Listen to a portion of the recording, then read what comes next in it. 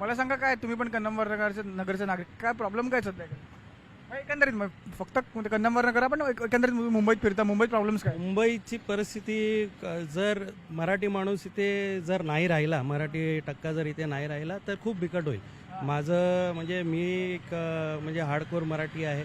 मी सगळ्या मराठी तरुणांना, त्यांच्या म्हणजे वडिलांना, आई वडिलांना किंवा सगळ्या नातेवाईकांना हेच सांगेन की आता जर आपण ह्या ठाकरे बंधूंच्या मागे राहिलो नाही तर उद्याची परिस्थिती खूप बिकट आहे.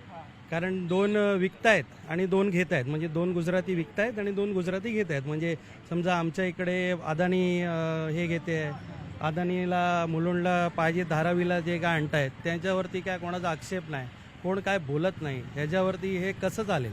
असं जर राज्य चालवायचं म्हणजे त्यांच्या घशात घालायचं जर तुम्ही मुंबई ठरवली असेल तर तिकडे तुम्हाला मराठी माणूस आडवा जाणारच.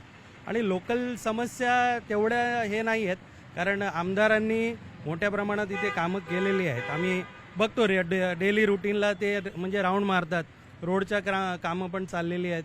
आणि इथून काही चोरी पण झाली, काही माणसं इथे चोरी म्हणजे काय चोरी, दागिने वगैरे? नाही, दागिने वगैरे नाही. आमचे म्हणजे नगरसेवक चोरी झाले, आमचे माजी महापौर चोरी झाले. म्हणजे त्यांनी अजून काय काय लोक त्यांच्यावर आमिषासाठी त्यांनी सगळ्या BJP आणि शिंदे गटांनी चोरी करून घेतली. त्यांना चोरी कसं करतात चोरी?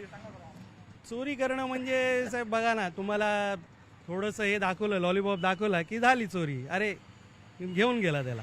ह्याला अर्थ नाही आहे. जे मी असं बघितलं इकडे, तुम्ही पण दाखवा ना लॉलीपॉप. साहेब काय लॉलीपॉप दाखवून तो खाल्ल्यानंतर पुढे काय राहील? तो तर लॉलीपॉप तर संपेलच ना.